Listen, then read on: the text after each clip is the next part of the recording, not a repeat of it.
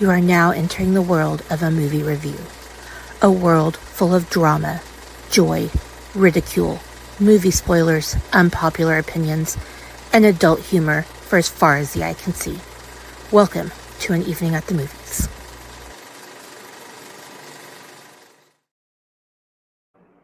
For as far as the eye can see, that well, I'm old. My eyes don't see that far away. But welcome everybody. This is An Evening at the Movies.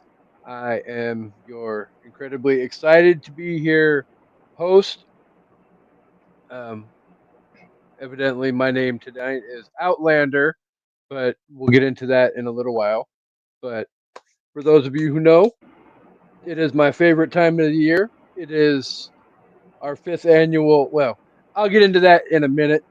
But before I get into that, um, for those of you watching us on the YouTube and on the Facebook and on the Twitter and all that, that to my left is not Amanda, but you will recognize the face as Josh from Toontastic Journeys. The I Did Not Make These Rankings podcast network. He is with us. He is covering for somebody who's half-assing and milking her not pneumonia, but it is what. No, Amanda is definitely 100% sick, and we wish her a speedy recovery because we got another one of these coming up here in a couple of days, and there's no rest for the wicked. We man down, we move on. So, but definitely 100% welcome back, Josh. Hey, come on. Sorry to hear about Amanda feeling bad. I hope you recover soon, Amanda. But I'm excited to be here. I'm a big fan of the man we're celebrating today. And I'm looking forward to talking about this movie. It had been a while since I've seen it. And so it was interesting to rewatch it And with kind of fresh eyes.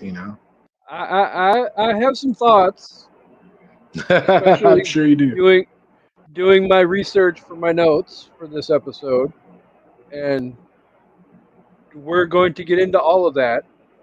But for those of you who do not know, or maybe new to the show, or all of that, September is Stephen King birthday bonanza because the greatest author in the world turns 78 on September 28th, or not September 28th, September 21st. What the frick? I can't read my own handwriting.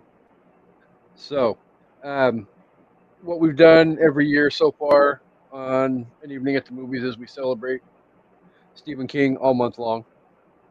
So, uh, this month might be a little bit special because I think Amanda and I only picked two of the movies that we're going to cover, and the Unpopped Kernels picked the rest of them.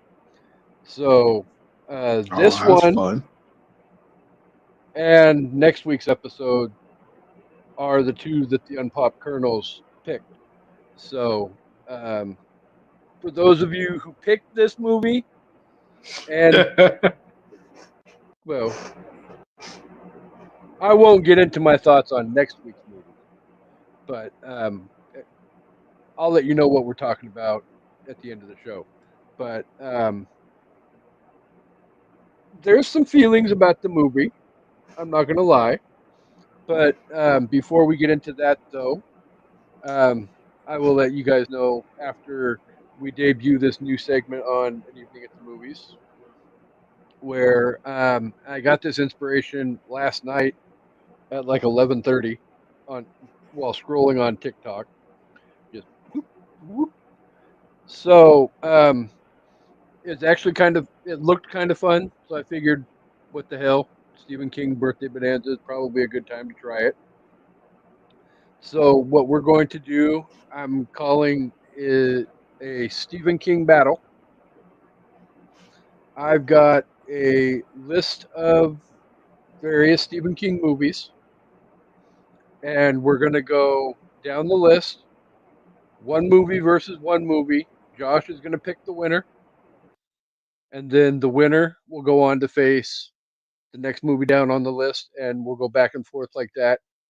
And Josh will ultimately pick what he thinks is the best Stephen King movie out of the 8 that I have listed here.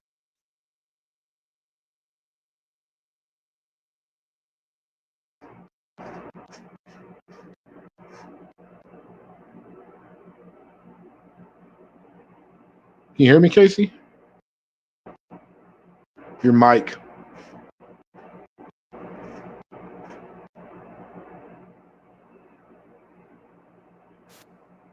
Yeah. Okay. There you So are. I don't know where my shit cut out, but I know what we're doing. I know we're doing a battle, and I'm excited for okay. it. So again, one movie versus one movie. The winner goes on to face the next movie down the list, and whatever comes out the winner, Josh is single-handedly responsible for this. Two will So enter, one will leave. you pretty much.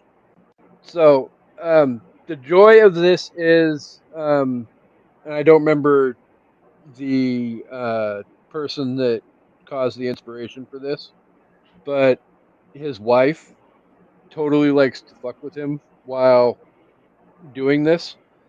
So she'll literally give him some of like the toughest matchups ever imaginable. Oh man, this will be I fun. don't think I don't think I'm gonna be that bad with this, but we'll do the game and we'll see. And then I also, because I had it planned out for Amanda to be here as well, because we Hmm. thought she might join us, so I had one for her too. We'll put a Okay. pin we'll put a pin in Amanda's and we'll save that one for next week when she's back. So we'll screw with her once she's here to be screwed with and torture her brains out. But in the meanwhile, it's time to torture Josh. All So, right. all Bring right. it. First up, we've got the Green Mile versus Stand By Me. Ooh, dang, we're starting off already with a tough one. Oh man, And just remember, you you have know, no idea what's coming after this on this list either. I really don't. I really don't. Wow. Typically I would pick the Green Mile because I love that movie. Michael Clark Duncan is amazing, and there's just so many cool things about that movie. It's just such a good story. And not just Michael Clark Duncan. I mean, you got a whole plethora of amazing actors. But I am a sucker for a really, really good coming of age story. So Stand By Me is my pick.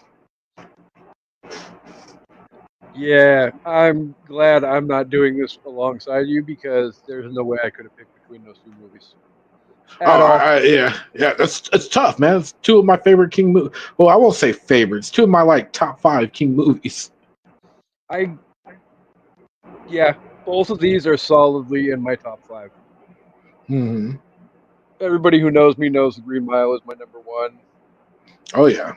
Depending upon my mood, Stand By Me somewhere in the middle of all that. So, but I don't think you could go wrong with either pick. So, we got Stand By Me moving on, and round 2 we have Stand By Me versus Christine.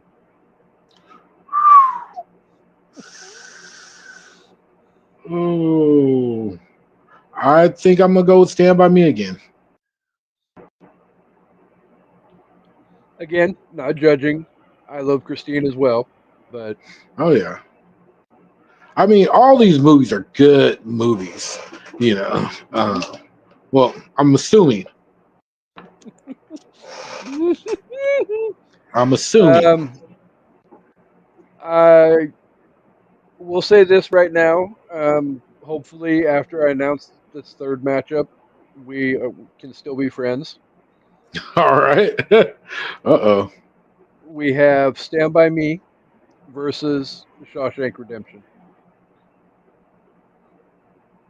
Oh man. I thought It versus the Green Mile was tough. Mm-hmm. Oh, yeah. I'm sorry. I gotta go with Shawshank on this one. I mean, oh, I can't even say like, yeah, nah. I gotta go with Shawshank. Shawshank is just not only the overall better movie, but it's also, in my opinion, just it slightly edges out Stand By Me as being more entertaining. I can't argue with anything that you said. I mean, again, Shawshank is one of those that's in my top 5. And again, depending upon my mood, that determines whether it's 2, 3, 4, or 5. So, Mm-hmm. next up we have Shawshank versus not the miniseries, 1980 Stanley Kubrick's The Shining. Hmm.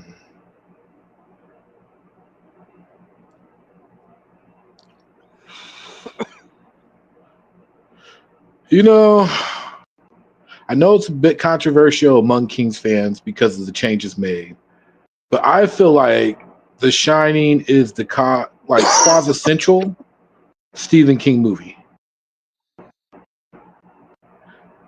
I I mean, it's up there. You have Christine, Carrie, Cujo's, just so many good ones.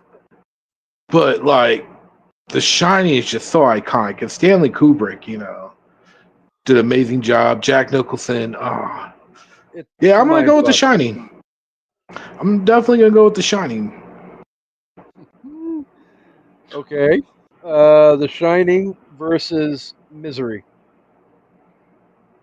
I'm still gonna pick The Shining, but shout out to Misery because that is a damn good movie.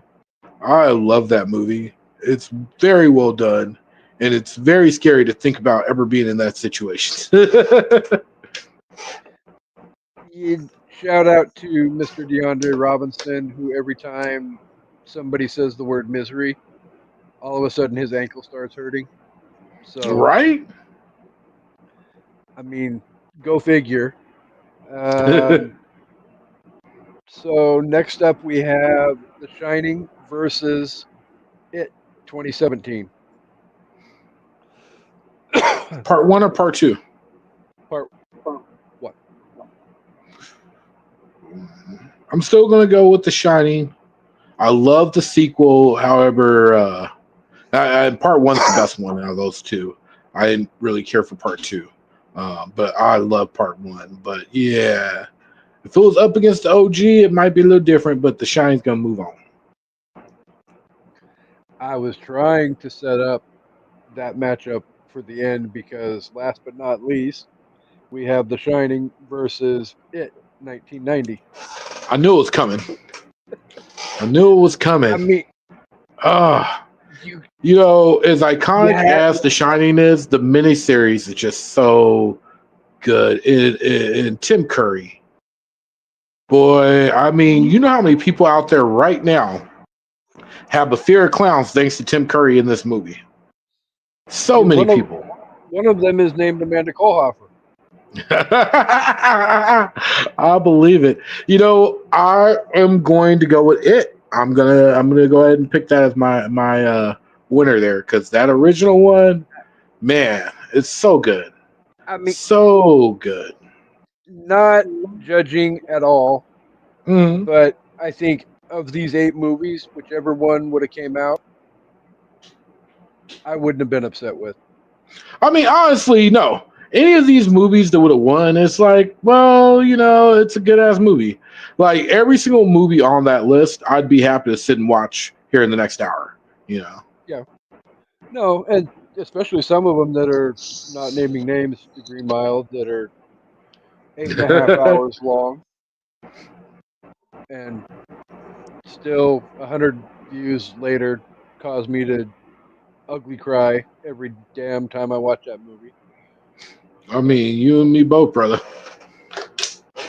I mean, that's a testament to the great performance of Michael Clark Duncan, and Hmm. well, at the same time, for Michael Clark Duncan to have that performance, you have to have somebody to work off of. So hats off to Tom Hanks as well. Yes, indeed. So, so of all these movies, Josh has it 1990 as his winner. Again, not a bad choice. I love the movie. I love the miniseries. I love, for various reasons, it 2017 as well. Um, Hmm. we might have some different opinions coming up here in a couple of weeks when we wrap up Stephen King Birthday Bonanza, because we'll be Hmm. talking it chapter 2. But Mm. but uh I'm going to torture the shit out of Amanda because it chapter 2 is the start of a 3-week run where we will be discussing all things horror clowns. It chapter 2, Mm. killer clowns from outer space, and Ooh. clown in a cornfield. Oh man, man, man. So Those are some good flicks right there. almost a month of Amanda being uncomfortable and watching clowns. I don't even remember why we made this deal, but Please tell me it's accumulating into her having to watch one of the scariest, most deadly clowns ever. Art the Clown. Yes, indeed. Um, I I don't have know if she can finally make it through gotten it, to her. be honest. I don't know. She said she watched part 1. Oh, she did? Okay. I figured by the time Uh, it got to the Saw scene, she'd be done. yeah, she said she wasn't overly impressed with the upside down hooker. Oh, okay. Huh, maybe she'll watch the other two then. I can't necessarily say as I blame her. That Mm-hmm. was a little bit graphic, Oh, yeah. but she's really not impressed with the fact that part 2 and part 3 are both 2.5 hour long horror movies. Mm-hmm. But um, the plan is that ultimately the culmination is when Chancey Greif returns from the witness protection program, Oh, yeah. that we will be discussing Terrifier in some capacity. Amanda has willingly said that she will be a part of the episode, but at the same time, she's probably not going to have anything nice to say. So Well, if I she just, ends up needing to pull a parachute and you guys need a replacement, hit me up. I'm a big fan of the Terrorizer franchise, and I'm more than happy to speak at length about them. I love them. But yeah, no, we may just have to do a massive episode come that time because um, it'll be Chancey's return. Well, it'll be fairly early in Chancey's return to the show. Mm-hmm. Uh, both Dre and Harvey have said they want to be a part of that episode. Oh, okay. So, I mean, I would say make it a network episode, but Yeah, for sure. I'm pretty sure at least one of the girls in the network probably won't join us. Not Oh, naming yeah. any name, Kendra Beltran.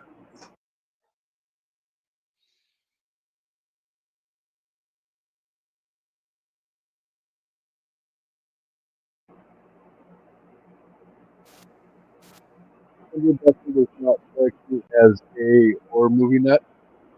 Uh huh. But we'll see. We've got a little bit of time to arrange everything and all of that. So, This is true. so yes, Stephen King birthday bonanza, month long celebration to the greatest author in the world, Stephen King, and we're going to kick it off this week with a discussion of 1984's Children of the Corn. The Children of the Corn. Mm-hmm. Of the corn, in the corn. There's too much corn in this damn movie. There's all kind of corn in this movie, No. man. But for those of you who don't know, Children of the Corn, released on March 9th, 1984, was directed by Fritz Kirsch, released by New World Pictures, had a $3 million budget, made a whopping $14.6 million at the box office. How? I have not the foggiest idea, but again, we'll get into that later in the episode. Hmm. If you have not seen it, it is available to stream on Prime and on Tubi, both for free, so you don't have to worry about renting it. And I also have a couple Rotten Tomato scores. Would you like to wager a guess as to what you think the critics thought of this movie? Let's do it. Let's do it. Let's see. The critics, Rotten Tomatoes. I'm going to wager out on a 43%.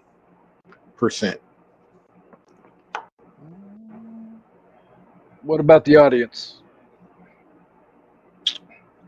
The audience, I'm going to say 47. So the audience, 50,000 plus members of the audience, mind you, gave it a 40%, Oh, wow. Okay. which, not gonna lie, is a lot higher than I thought it was gonna be. I know I was being kind of generous too, but I was like, well, there's always those weirdos, you know. I'm one Right? of them. I definitely got some movies that are stinkers on Rotten Tomatoes that are like some of my top favorites. I mean, there's a reason why we say in the network, fuck Rotten Tomatoes. And truly, fuck Rotten Tomatoes. So, while, okay, really quick before I get to the comments, because for some reason they're not popping up on my StreamYard, but they are popping up on Facebook. Oh, nice. Everybody's favorite co-host is commenting along with us. Hey, Amanda. So, um, and the critic score on 33 reviews is 36%. Lower than I thought. Wow. Okay. I mean, I was kind So, of close, which makes me feel good, but definitely lower than I yeah, thought. you both weren't entirely off because Amanda also said 58% for the audience and 46% for the critics. So, Okay.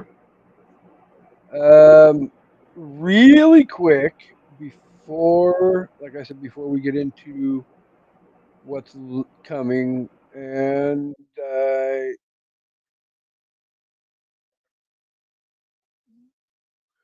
okay, no, no, no, no, turn that off. What in the action? Turn that off. Okay, this is all getting screwy because all that. But Amanda said, and I quote, "I watched the first one and covered my eyes a lot." As far as what the hell just happened? Apparently I got kicked out, but I came back in. I think my connection just wavered for a minute. Okay, well, okay. So I'm going to pop over on my phone so I can turn the volume off and not have All right. to worry about that. And um, Amanda said, "Nope, nope, nope."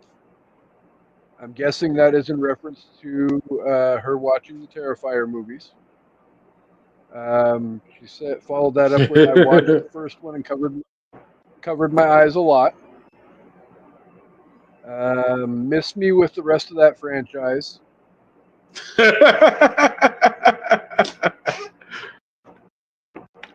And then her guess was the 58% for the audience, 46% for the critics, and those ratings track. So All right. um, I have, like I said, co-host. I have, and she said correct. That was nope, nope, nope when it comes to Terrifier. But I remind her she did promise she will be a part of the Terrifier Chansey return to an evening at the movies. We are just fully prepared that she will not have anything nice to say at all about the movie. So, um, Mhm. all right. And hopefully, sooner than later, she watches the little movie called We Go On. Uh, I 'Cause that agree. definitely is something we need to talk about at some point in time. Yes. So, um, to steal one of Amanda's jobs because she's not here, as far as awards go for this movie did not get a damn award anywhere at all across the board. Obviously, Were the Razzies in play at that time, or had they not been invented yet? they were in play at the time, but I'm sure there was probably worse movies that came out in I 1984 mean, yeah, it than this wasn't a movie. terrible movie. I watched the whole thing, and there were parts I enjoyed. Yeah, and Amanda did say she will be here for that episode as well. So Sweet, sweet. we have a verbal commitment. She's not getting out of it. She's not off the hook. So the only other thing, kind of sort of along the line for awards that this movie had listed is the fact that Rolling Stone ranked it number 7 on its top Stephen King movies of all time. I would Interesting. like to know Number what seven's pretty high. uh, yes, now they show up here, so that will make it easier for me to keep track of what you're Oh, sweet. I talking see him. shit about, co-host. Um, so I did forewarn Amanda when I saw this earlier that I was not happy about this because I can, like I told her, and I can almost, without even reading the comment or the text message I sent her, verbatim tell you that my thoughts were The Green Mile, Misery, Stand By Me, Shawshank, Carrie, and The Shining are probably the 6 movies that were ranked higher than Children of the Corn, Hmm. as they should be. But at the same time, that means movies like It 1990, Hmm. Christine, It 2017, It Chapter 1, Doctor Sleep, all these movies that are way better than Children of the Corn are ranked lower than Children of the Corn by Rolling Stone. Uh-uh. Mm. I don't think so, people. So, like I said, not only fuck Rotten Tomatoes, fuck Rolling Stone. Hmm. So, um, really quick before we get into the discussion, though, I do have to flip back over to my phone because uh, there may be people out there who have not watched the movie before. And, well, let's be honest, it is what it is. But, um, so really quick, if you don't know what Children of the Corn is about, as physician Bert Stanton and his girlfriend Vicky drive across the Midwest to his new job, their trip comes to a sudden halt when they encounter the body of a murdered boy in the road. In trying to contact the authorities, Bert and Vicky wander into a small town populated only by children, followers of a sinister young preacher, Isaac. Soon, the couple is fleeing the youthful fanatics who want to sacrifice them to their demonic deity. And um, with all that said, I think one thing we've learned as a network is that Rolling Stone never knows what the fuck is going on. I mean, she's not wrong, No, she is and not. I did make a promise to my co-host that um, I don't even have to say it. She read my freaking mind. So Guma co-host, and she's going to make the statement herself. So with all that said, a town run by Jeffrey Baratheon or Joffrey Baratheon, first of his name. So After Amanda pointed that out and I heard about it and then proceeded to watch the movie, I could not unhear it. Every time Isaac talked, it was like, holy shit. he has that look in the face. He has Mm-hmm. that tone in his voice, and I want to reach through the TV and slap the crap out of him every time that he opens his mouth. Right? So again, thank you to Amanda for binge watching the entire 8 seasons of Game of Thrones so that you could draw those two parallels or draw that parallel. Scissors. Um, so, all right. So we're all basically of the opinion um, that there's some elements of this movie that are good and bad. Um, if you were to pull something out of thin air that you thought really worked about this movie, what would it be? Honestly, for me, it's the concept. I like the concept a lot. This idea of this entity that takes over this town's kids, and has them as this religious cult. Because already, anytime I'm watching a horror movie and you got kids that are either demonic or just know too much or strange, it creeps the fuck out of me. And so, like, it adds that nice little creep factor, And so, this idea about you're driving along in this little idyllic town and you come across, this small town with all the corn and all the people are gone except for the kids, and then the kids are trying to kill you. Fantastic idea. I think it could be executed better, though. Oh, I think there was definitely some execution issues in this movie. As far as Absolutely. execution goes, though, I will say this: I will give hats off to Peter Horton, the guy who played Bert in the movie, Mm-hmm. because once he injures his right arm, what about halfway through the movie? Yep. Like he's running through the town, dead arm hanging there. He's not using his arm at all. It just he's beating the crap out of one of the kids, not using his right arm at all. I mean, he's punching with his left hand, backhanding with his left hand, all of it. So he sold the injured right arm pretty well. And the thing 100%. that works best for me is the short runtime. Yeah, I'm not gonna. This movie was like what, an hour and a half long, hour and Yeah, it 35 was it minutes was long. definitely a shorty, man. Yeah. So I do believe the remake is a tad bit longer, Mm-hmm. but I've only made it about halfway through that movie. Not gonna lie. So Well, please don't and it's crucify the Stephen King bibliophile. But you know, it's weird though, because the interesting thing that I found is like the remake. It, I think I've seen every one except for maybe a couple of straight to DVD ones. I know I saw the one where Isaac came back. And I know I saw Urban Harvest, which honestly is probably my favorite out of all these movies.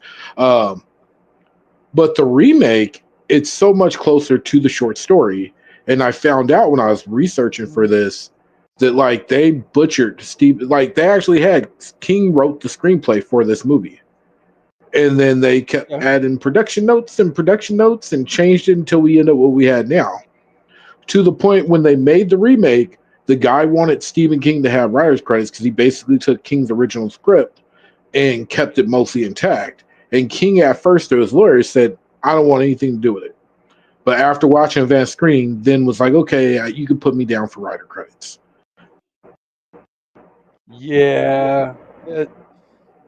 There seemed to be a lot of screenwriters taking liberties with his work early in Mm-hmm. his career. Again, Stanley Kubrick, Yep. um, New World Pictures. Um, so it's not an uncommon phenomenon to horribly adapt a King novel onto the big screen because, and we've talked about it a lot over the last 4 years, but Stephen King movies are hard to accurately adapt to the screen because of the nature of how wordy and verbose he can be. I haven't read Yes. the short story, but all jokes aside, the most unbelievable thing about this movie is an entire town disappearing and it goes unnoticed by the rest of the world. Okay, you know what? Go That's a pour good point. yourself. That is a good point, but go pour yourself a glass of wine and take a gummy co-host because it's Stephen King. Weird shit like that happens in almost every story he's ever written. Mm-hmm. I mean, he wrote a 6-book story about a mouse that pushes a thread spool across the prison floor. I mean, You're not about wrong. the only thing right off the top of my head that I can think of that doesn't really have any weirdness to it per se is probably Stand By Me. Mm. Here's the thing, though. I think that's not the weirdest thing. Uh-huh. The weirdest Okay. thing for me, and it even slightly took me out of the movie a little bit, is that these kids with no parents anymore because they killed them all would give up all their electronics and toys to go work in the field at the say so of the preacher's son. Like the mid, they're like, oh yeah, well, he doesn't want us to have electronics, and they're all handing them over, and then they're in the field with the little corn skice. I was just like, that would never fucking happen. I'm like, those kids would not give up their electronics. I mean, but these are 80s kids. It was a different time. Yeah, Could not happen today though, because kids, they're like addicted to screen time. I was just say if you think that wouldn't happen in the 80s, it really would not happen in 2025. Agreed. Ain't no kid giving up their cell phone. Ain't no kid giving up their Switch. Ain't gonna happen. So, um, Hmm. ye- I mean, I'm not. I'm pretty much in agreement with both of you. Probably the biggest aspect of this that I found that didn't work was the quote unquote unbelievable. We're gonna live in a world of you know just kids, Lord of the Flies style, Hmm. and the world's not gonna notice at all in any way, shape, or form that there's no adults and all of that. I mean, Yeah, somebody has right. somebody has to drive through this town at some point.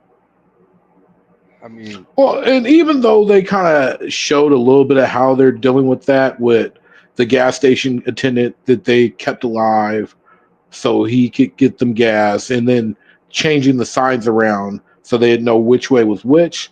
Still, at some point, you gotta figure the town that was next to him, Hermiston or something. Oh, I can't think of it now. Hemingford. But the town, yeah, that was right next to Gatlin that they kept trying to go to. You think somebody from that town would have been like, "God, I went to go visit my auntie or my cousin," you know? Yeah.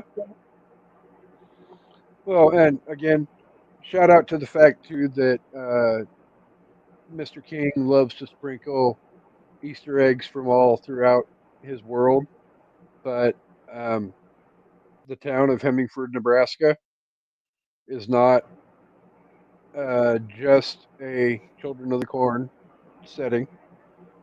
It's No, it's also not. pops up in another triple textbook size novel called The Stand as the hometown of one Mother Abigail. Hmm. So, I mean, spoiler alert. I mean, not spoiler alert, but Easter eggs abound throughout Stephen King's works, and that's probably one of my favorite things about his is like you can read a book. Like I bought 11/22/63 when it came out, and I started reading it, and it doesn't take very long before you start seeing Easter eggs to it, which came out what 35 years prior. So, and on top of it,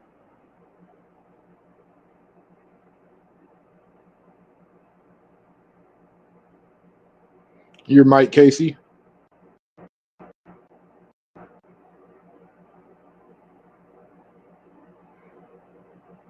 All right. We had you at end on top of it.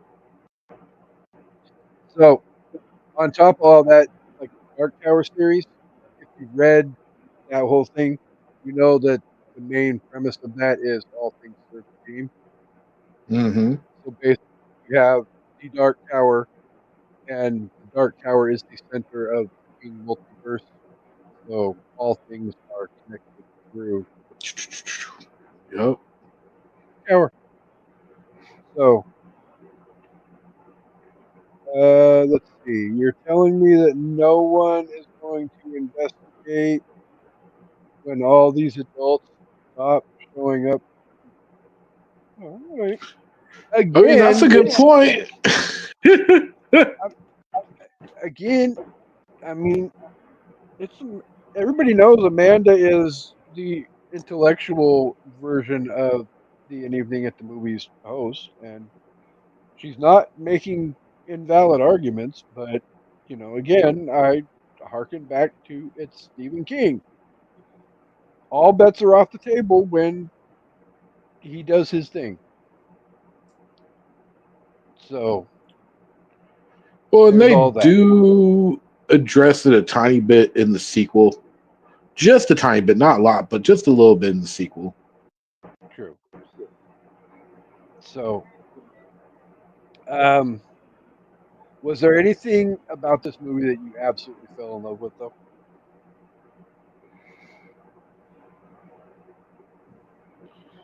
Love might be a really big term to use here.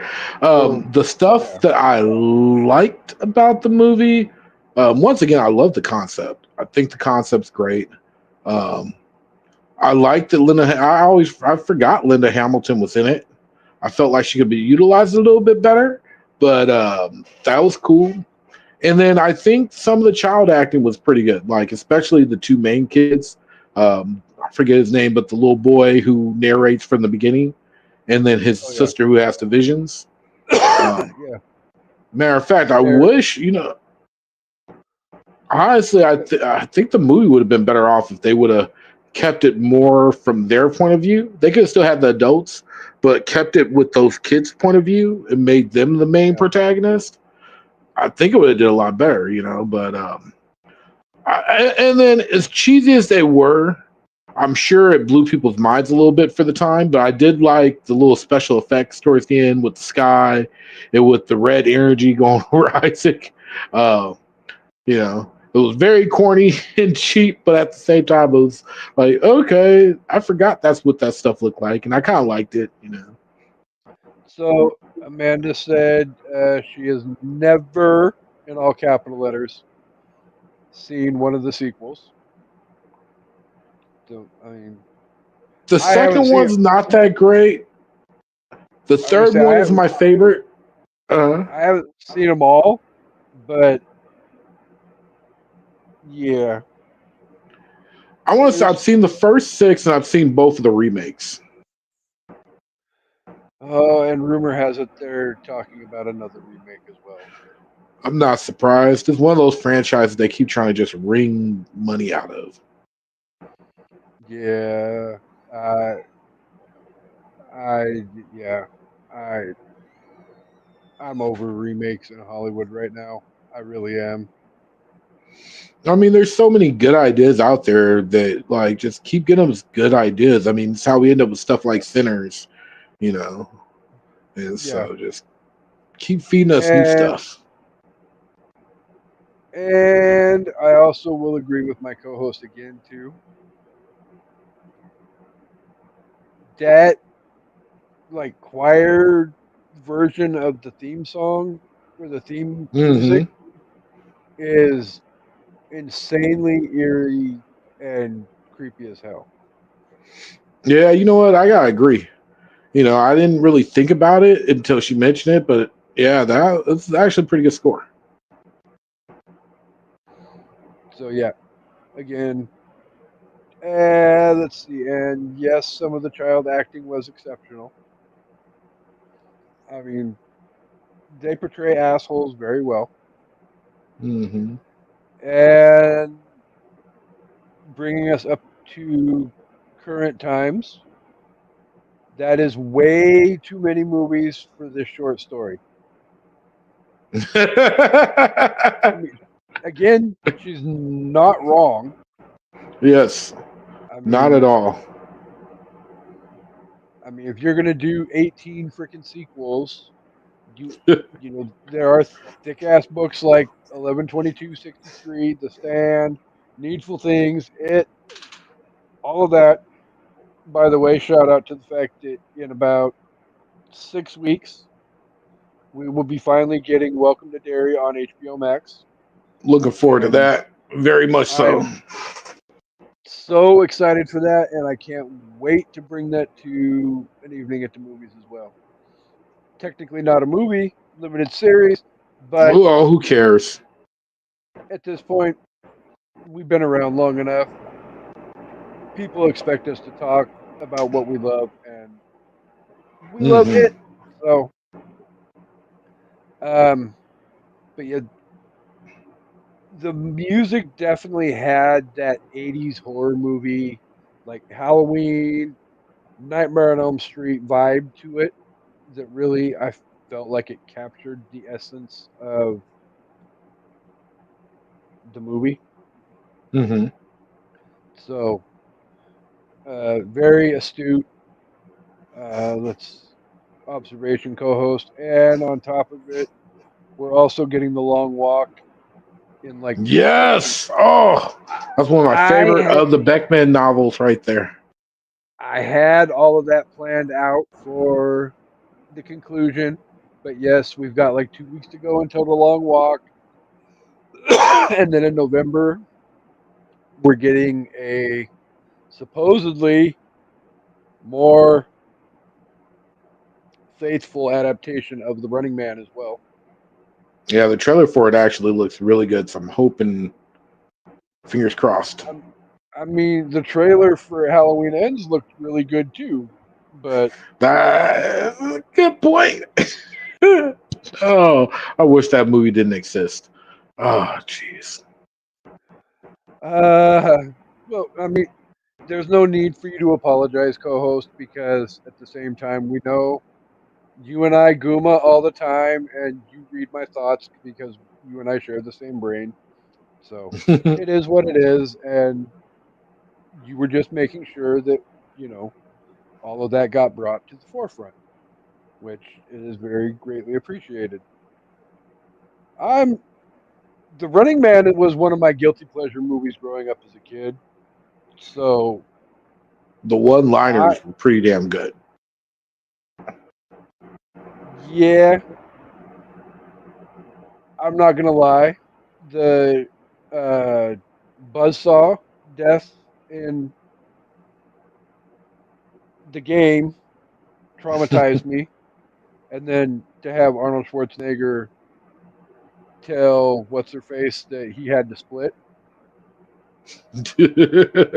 absolutely hilarious. Oh, Arnie. So definitely, I mean, I don't feel like Schwarzenegger was a fair representation of what that character was supposed to be, Mm-hmm. but I mean, it's one of those things where you're smack dab in the middle of the '80s with Schwarzenegger and Stallone, and those kind of stars were the hot button topics. So, back on track though. Um,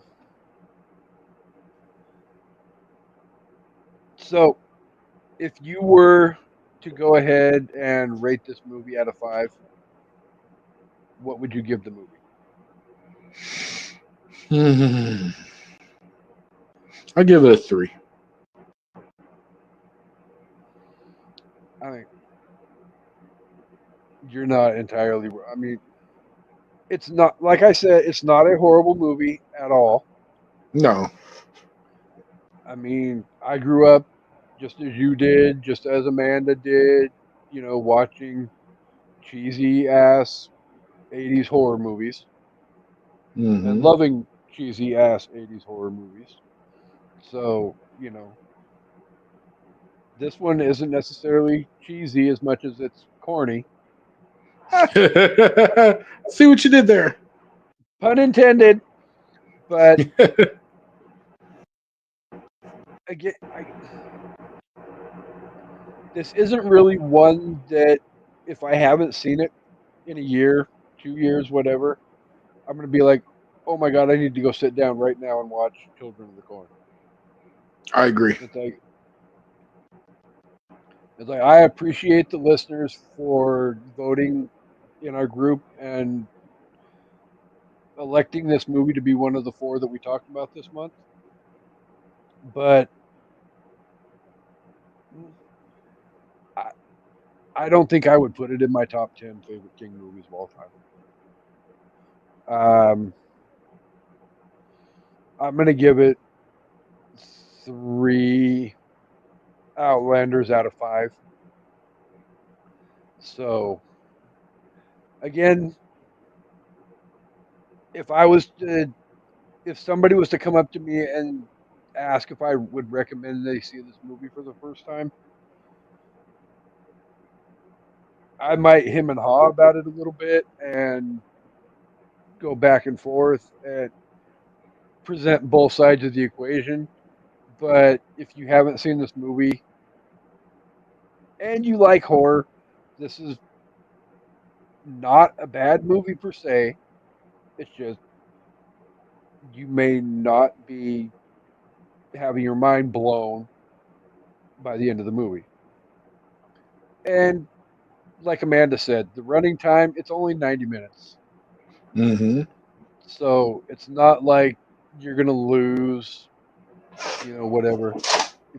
If you watch a movie and didn't like it, that still leaves you plenty of time in the day to go pop in, you know, the Green Mile and watch 8.5 hours of emotional cutting or whatever you want to watch. A Nightmare on Elm Street or Halloween or whatever your horror preference is. But if you're a King fan, I would say definitely, absolutely, 100%. If you have not seen this movie, you need to see it. But if you're lukewarm on the genre, it is what it is. If you want to, go watch it. If not, there's that too. You're Mm-hmm. not missing out on anything per se. You're it's Children of the Corn. It's it's not a high level, highbrow concept. It's it's a good concept, but at the same time, it's not something that's going to blow your mind at the end of the day. So next up, we have my brother and I watched this on repeat as kids. Definitely guilty pleasure. 3.5 out of 5. Joffrey Baratheon.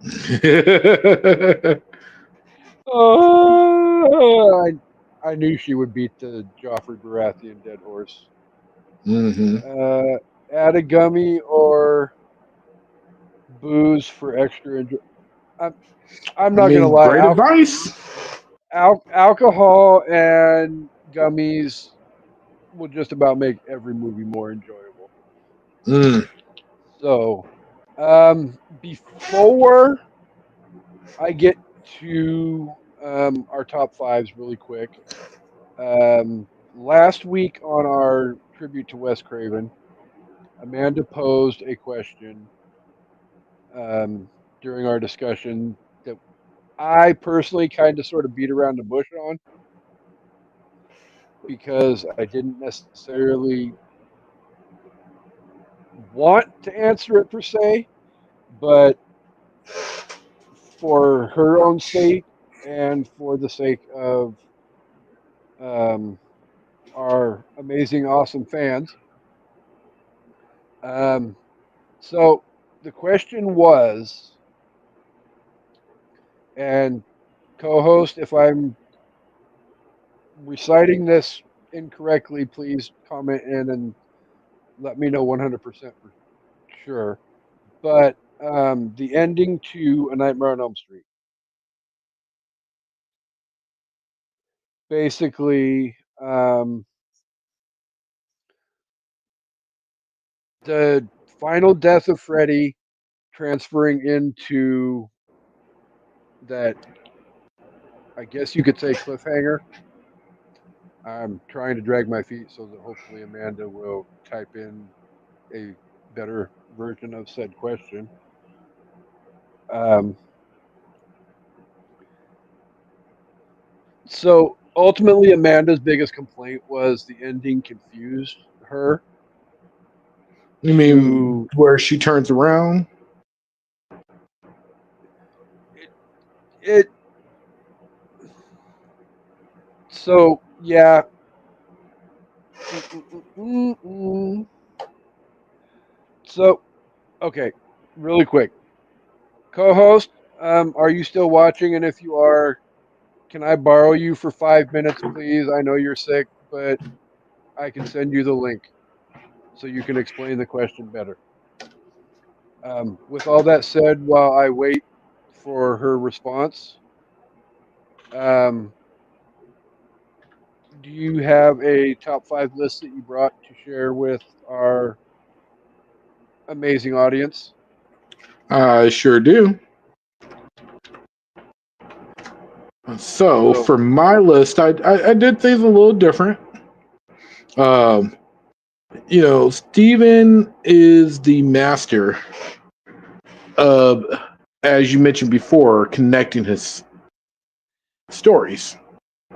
absolutely. And one of the ways he does that is by different towns. So I decided to do my top five fictional or fictionalized towns in Stephen King works.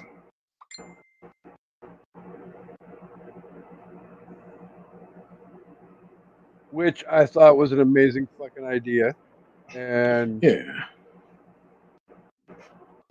um, close that. Uh, Okay, so as you were, sir. all right. So number five for me on this list. But before I get into my number five, I'm going to get into my honorable mentions. My honorable mentions include Gatlin, which we just discussed at length, talking about Children of the Yep. Corn, and its neighbor Hemingford home. Um, just because they both are mentioned in multiple works. Not as much as other things, but multiple. I also, as an honorable mention, had Desperation Nevada because I do. Say hello to my co-host. Hello. Hi, co-host. Oh, we got a special guest. Let So, Josh finish his top 5 and then I can. yeah, well, Yeah, Josh, go ahead and finish your top I'm five, and good. then we'll let her explain the question, and then we'll go from there. Sounds like a plan. All right, so for my number 5, I picked Ludlow. For those of you who don't know, from Pet Cemetery. Yeah, and that's from Pet Cemetery, and it's used a few times. It's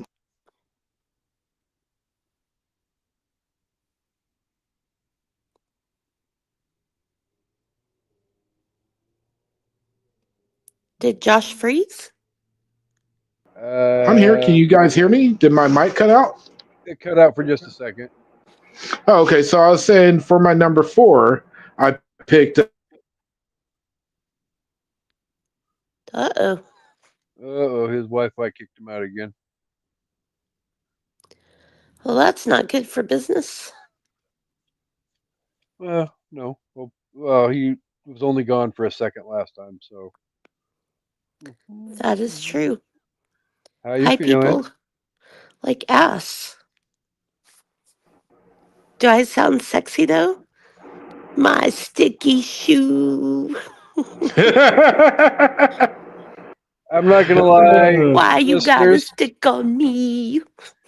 Amanda has Amanda has been struck down in the prime of life. Yes, yes, she has. So That's funny. So I got Chamberlain as my number 4, the one from Carrie, yeah, and then Jerusalem's Lot from Salem's Lot is my number 3, Good and one. then for my number 2 and my number 1, I'm sure any Stephen King fan could take a pretty good guess and hit it out the park. And I went back and forth on which one would be which, and ultimately my number 2 came down to Castle Rock, Ah, which is just there's too many things it's connected to just sit here and name, yeah, but it's so good and there's so many connections. They actually made a anthology type of little show called Castle Rock about all the connections in the town of Castle Rock. Very similar to kind of what we're getting with Welcome to Derry, and Derry, of course, is my number 1. every time I hear Castle Rock, all I hear is Fraggle Rock. uh, we're Down at trying Castle Rock. not to make Amanda laugh because we don't need to make her cough and make her stomach hurt even more. Oh Oh my yeah, god, yeah. I'm We'll so, try our so best. sore. uh, Mm, So sore. but yet she doesn't have pneumonia. I that's don't bel good. I don't believe them. I really don't, but we're gonna find out. So, Anyway. all right, before we get to my top five, co-host, your question again for our amazing audience. Okay. So my question was, first of all, can you guys hear me okay? Oh yeah, Yes. I can hear Okay. you just fine. Okay. Um so Nancy turns her back on Freddie. We find out the whole movie's been a dream. She turns and he basically dies and she walks out of the room. And then we get the very last 2 minutes where she's out on the porch and her friends are alive and all that. So, was the part where she turns her back on Freddie and walks out the end of that dream and the last couple of minutes is a new dream? Or is she still dreaming and the whole movie's just this one long big dream and she never actually beat Freddie? I took it very differently. Um, I never thought of it as the whole movie was one big dream. Especially because she pulls him out of the dream to fight him, and then that's when she turns her back on him to not give him power. And so I always took it as like this happened, and then when she turned her back on him and took his power away, was in the real world, wasn't the dream world. And then the tagline with her and the friends and her being dragged in the house was her having a nightmare about the situation. At least that's how I've always taken it to Hmm. be. I mean, I guess I didn't because she says, like, I figured it out. This whole thing was just a dream. So to me, that meant the whole movie was a dream. And then she turns her back on him, but yeah, I guess it's kind of hard to know. I don't know. That's a good point. No, that's a good point because I mean, it could be taken as the whole entire thing, or it could be taken as just the situation of her Yeah. pulling him out of the dream and him tricking her that that was actually a dream. But yeah, I forgot about that line. So it's a good question. What's your thoughts, Casey? Uh, so I can see both sides of the equation, and I'm not trying to him and haw over this like I did last week, but I can see Josh's point of view from what he's saying. I can also see Amanda's point of view as to what she's saying too, where you know she basically admits, I know this was a dream, and it's definitely a.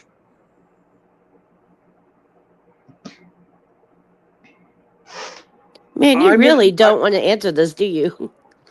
Well, no, I'm trying. I have all You these don't thoughts. have to. Oh, no, no, no. I do. I want to because you know how much I love these movies, and again, like I said last week, this isn't my least favorite ending to one of the movies, but it's not. I I don't think it's a great ending to the movie as well. Um, I feel like having the whole thing be a dream is a better way of putting the whole aspect of Freddy not officially dying and opening the door for Nightmare on Elm Street 3 and not what came between 84 and Nightmare on Elm Street 3. Hmm. Because a lot of times in horror movies, you're just going to get the whole, oh, the killer just came back and blah, blah, blah, blah, blah. Well, if you look at it from the perspective that it's a dream, then can Freddy ever really die? And Right. I think that aspect adds a better, I guess, dimension to the story than just the whole, oh, she pulled him out of the dream into the real world and killed him, and then because he's a dream demon, he came back from the dead. If that makes sense. It does make sense. I just hate that they killed her final girl moment, and that's if anybody wants to know, go back listen to last week's show. But they just either way, they destroyed her final girl moment. They could have just let the movie end with the kids jumping the rope with the creepy song. It would have left it open for a sequel, and Nancy still would have had her moment. Like they didn't have to bring him right back immediately. Or if the entire movie was a dream and she was still dreaming, then she never really got that final girl moment, and so it was all pointless. So I don't know. It bugs. So Gotcha. the comment Have I you? made Oh, mhm. I was just going to say the comment I made to Amanda earlier when we were discussing this, when she showed me the clip that I posted on social media and she posted on her TikTok, was officially, this is one of those things where it's going to be open to interpretation forever because the only living person that can I guess, answer the question is Bob Shea from New Line, and the only other person that would know would be Wes Craven. And Wes is dead, been dead for 10 years, and Bob Shea is a studio executive. Well, I mean, they kind of have. I mean, I'm not sure if either of you have watched Never Sleep Again because it's a long ass documentary, but it I covers, have. It's yeah, been a and they while. kind of get into it. And from what I remember, Wes Craven wanted to do more of Amanda's idea of, hey, have Nancy have her moment and defeat Freddy finally and kill it. But Bob wanted them to be set up for a sequel because Right. he's the Yeah. producer. Let's make money. And so it's kind of a compromise of like, okay, we're going to show her defeat him, but then we're going to have this little scene afterwards to show that, like, oh, he's still out there. So, Yeah. I mean, Yeah, we it's talked about that too. So it's yeah, I kind of don't know. sort of the same thing that John Carpenter went through with the Akkads and Halloween as well. But Yeah. like I Well, and to said, be if Wes honest, Oh sorry, mhm. go ahead. No, I was just going to say, and to be honest, they really, if they wanted a sequel, they really didn't need to do all that because Right. her killing him the way she kills him by being like, oh, I realize you're feeding on my fear. I turn my back on you. All that means is on the next thing, you give a person a reason for either find out about Freddy and starting to fear him again or something, almost like they did in Freddy versus Jason. And then boom, you're back off to the races because that's all he ever needs is somebody to believe in him and fear him. Yeah, exactly. They didn't need to do all that. Like if they had just done Wes's original idea, which was just the kids driving off in the car and then the little kids jump roping to the song, Mm-hmm. like that like I said on the show, that was very Halloween-esque. That was very John Carpenter-esque and would have left it open to a sequel without like shoving it down your throat. I completely agree because I mean, you could look at that and you're just like, oh, he's still alive. Like Yeah. he's still, yeah, he's still there. She got him to leave her alone, but he's still there. Because So again, to yeah, Casey's point, he's a dream monster. Can he actually be killed? Probably not. right? But they jumped from her defeating him to him being back in 30 seconds, and we don't even know how he came back. And No, so it we was like don't. so much to process, and you're just processing this amazing moment that Nancy had. So I don't know. I just feel like they shit the bed at the end of that movie, but that's just my opinion. It's still a great movie, but I just I wanted don't think people's you're wrong. opinions on that. Yeah, no, I mean it's a great question, and you're definitely not wrong. And the only thing that saves them is they shit the bed a lot more in number two. Hell yeah, they did. Okay, well, thank you for taking my call, and long time listener, first time caller. Thanks for having me. All right, take it easy. Great show, you guys, and hopefully, next time you hear my voice, it'll sound a lot better. I hope so. Not quite this sexy though. My sticky shoe. Okay.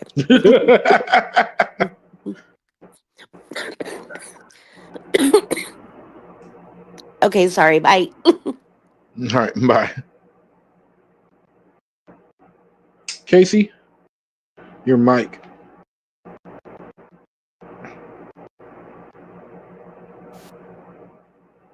I feel like I'm starting to get a handle on this where I understand when Amanda just talking over me and I'm trying to cut in. Right? That's because my mic cut out. So, um, the top five I brought to the table for us tonight is most underrated, overlooked Stephen King villains. All right. So with that, I'm not going to go into a long, drawn out explanation, but I want you guys to understand the fact I'm not going to the big. Everybody loves Pennywise. Everybody loves Flag. Everybody loves Cujo, and you know, I'm leaving all of that stuff off the table and more wanting to look at the people who don't get brought up and talked about as regularly as the big boys or the big girls, depending upon your perspective.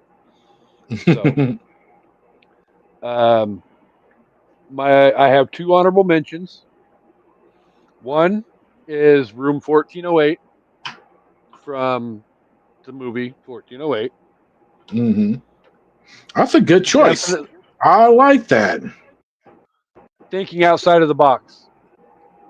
So I wanted to try and bring something a little bit outside of the box to the table that people wouldn't necessarily be like, oh, so he's not just going to go with demons or humans or whatever. No, there's also really creepy, haunted hotel rooms.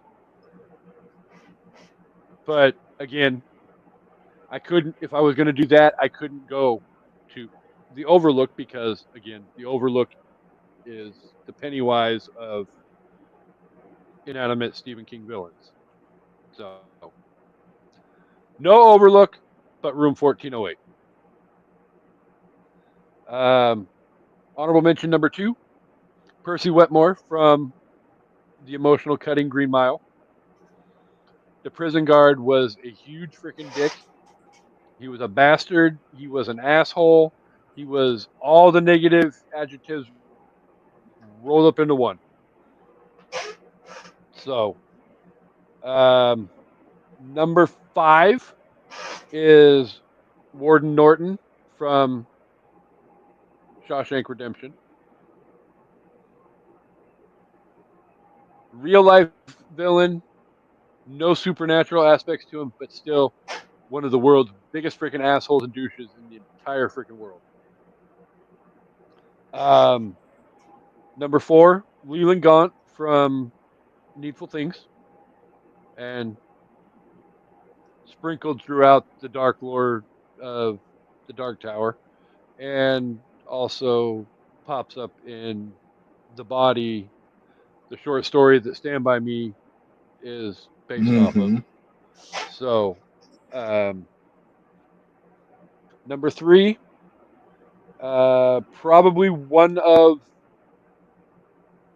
the top five biggest creepy pervert villains in Stephen King history, Raymond Andrew Jobert, otherwise known as the Moonlight Man from Gerald's Game. Mm. Um, number two, again, we needed a villain from one of the most badass freaking real life horror movies of all time. We couldn't go with Flag, so we needed to have the stand somewhere in the list, though. So we're going to go with Harold Lauder because even though he is an unwilling, well, a willing participant, he's still an asshole, crybaby, douchebag, prissy. I want to beat his ass so bad. And then Mm. number one, in honor of Amanda and her cat who had to have surgery and had to get shaved for said surgery, and ultimately a couple years ago passed away. Um, the cat after surgery looked like the cat in Pet Cemetery, so I nicknamed Kiwi Church. Um, when Church passed away and they got a new cat, Pearl, I had to stick with the Pet Cemetery theme though, and I nicknamed the new cat Gage Creed, and Gage Creed being my number one most overlooked and underrated villain of all time. That kid, literally just years old, and gee, yeah, makes me not want to have children. I'll say that. So, so yeah, this was a lot of fun. Hmm. I'm Yes, it happy that we was. finally got Stephen King Birthday Bonanza kicked off. And I look forward to so much more coming up in the next, 3 weeks. But before we end the show, though, really quick, we have to thank the listeners for being here each and every week. You guys are amazing. You guys are awesome. You guys have been showing up and showing out for us each and every week, and we appreciate that and love you guys so much for it. Um, Mr. Josh, do you guys have anything coming up on the Toontastic Journeys that you would like to Oh yeah, show some? definitely. So, for those of you who don't know, I have a podcast I co-host with some really awesome, amazing people called Toontastic Journeys, and we take you on a nostalgic trip back to Saturday mornings and weekday afternoon cartoon binging. We review both cartoons, old and new, both in movie form and in TV form. And right now, we are in the middle of our three-part season premiere, talking about X-Men '97.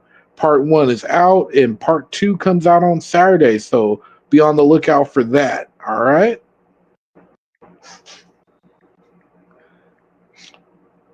That's So all yeah, I though got.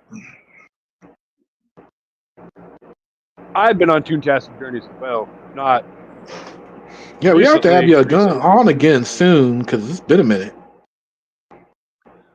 I think it was like the You're on second one of our episode. very first episodes. Yeah, it was the second one. It was Teenage Mutant Ninja Turtles. Yeah, buddy. Turtle Power. hmm Turtle So, Power. um, also, I want to thank Amanda for feeling like roadkill and being here with us and commenting along and throwing in her 2 cents. We appreciate it. We missed you, and we hope you will be back for next week's episode as well. Um, so, coming up in the next few weeks on An Evening at the Movies, we've got Silver Bullet next week. We've got The Monkey coming up as well, and It Chapter 2. Oh, Lord. And then, like I said, we've got Killer Clowns from Outer Space, Clown in the Cornfield, House on Haunted Hill. We're going to discuss both the OG and the remake of that one. And then we're going to close out Halloween Horror Fest with Halloween 4, The Return of Michael Myers. Also, though, we are working on putting together a special bonus episode to be released on September 21st, where I'm trying to get a handful of people together to sit down and have a discussion about the Stephen King movies that have influenced them the most in their love for movies. Mr. Josh has been invited to join us as well if we can get Oh everything yeah. set up schedule wise for that. hmm So we've got a few more invitations out there. I'm not willing to say who's been invited just yet. You'll have to tune in to find out. It will be a surprise. But we've got lots of big stuff coming up as well, starting in. I feel like an ass for doing this while Amanda's not here, but it is what it is. In 2026, we're going to spend time doing a whole year of various different themes throughout the entire year. So each month is going to be a different theme. We've already got the Nice. first couple months planned out. And the network, I did not make these rankings. Podcast Network is helping put together a list for the unpopped kernels to vote on to help us fill out the rest of the schedule so that we can have some different themes to deal or to address throughout the entire year. That doesn't. We'll still be back next year for Stephen King Birthday Bonanza 6. We'll still be back for Halloween Horror Fest in October. So we're not getting rid of those at all. But there's we've got some stuff coming on the horizon that we're excited about. So you got to keep tuning in each and every week and being here. So again, thank you everybody for being here. Thank you, Josh, for stepping in and helping pick up the slack while Amanda's down. I Absolutely. appreciate it. Anytime, man. All the love. We look forward to you coming back. And again, check out Toontastic Journeys. It is an amazing show with some amazing hosts. They're funny, they're witty, they're deep, all of that all rolled up into one. Definitely check out Toontastic Journeys. And with all Okay. that said, Yeah. um, I am going to say thank you guys for being here this week. We look forward to seeing you again, hopefully in a couple of days for live Silver Bullet, and then hopefully it will be available for you next Wednesday. Crossing fingers. Otherwise, we may have to audible the schedule again. But stay tuned on the social medias for all of that. We will let you know. But we thank you guys for being here, and we hope you guys come back for an evening at the movies. Have a good week, guys.